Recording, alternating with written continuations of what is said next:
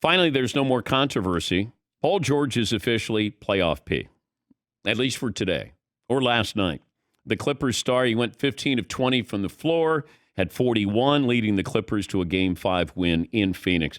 It's one of those where you're watching the lineup that the Clippers put out there, and you're going, it's a makeshift lineup. Like Boogie Cousins is out there. And 3 years ago, he's going for 28 points and 13 rebounds. Now you're just saying, hey, can you give us 10 minutes out there? Terrence Mann, Patrick Beverley. They got injuries. No Kawhi. You're on the road in Phoenix. Phoenix can close you out. Phoenix can go back to the NBA Finals. And somehow the Clippers picked up the win. And you know what? You needed something great out of Paul George. I think part of the reason why we pile on Paul George, and some of his teammates came to his defense after the game, he called himself playoff P.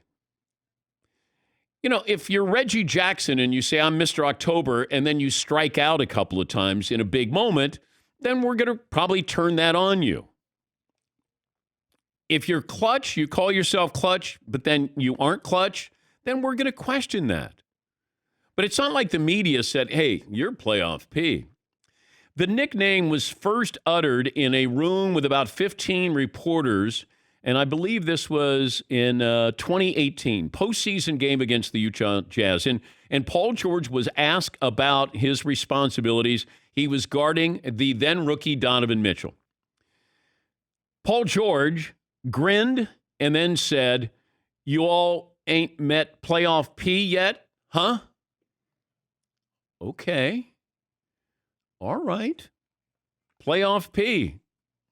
That became a thing the next day, and then it stuck. Playoff P. Well, we are in the playoffs, and you want big-time performers to give you a big-time performance. And that's what you had last night. Somehow they bullied his son's team at full strength. You know, I thought the Clippers, they played almost 18 games in 37 days, 38 days? I wondered if they're just fatigued.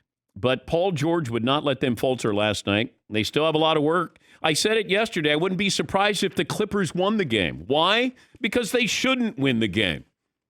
And they've done this. There's an interesting stat with what they've been able to accomplish so far.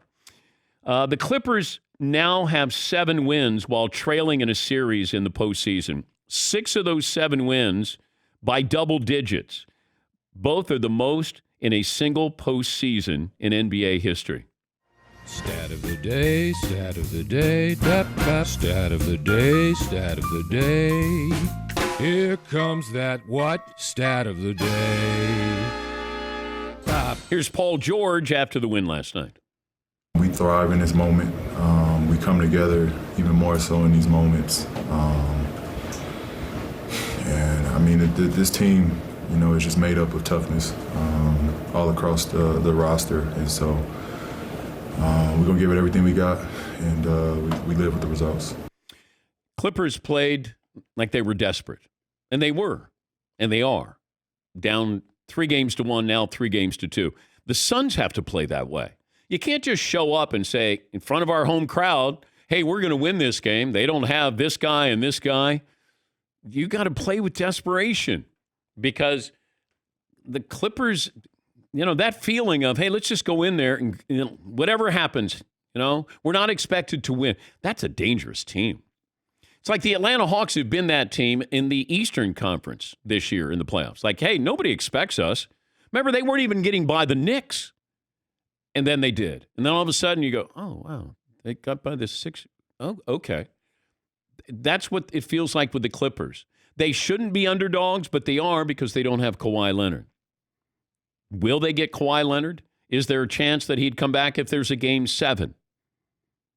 We've heard very little news information about that. I'll ask Chris Mannix about that coming up. Is there any chance that he does play? Can he play if there is a Game 7? So we'll talk to Mannix about that coming up.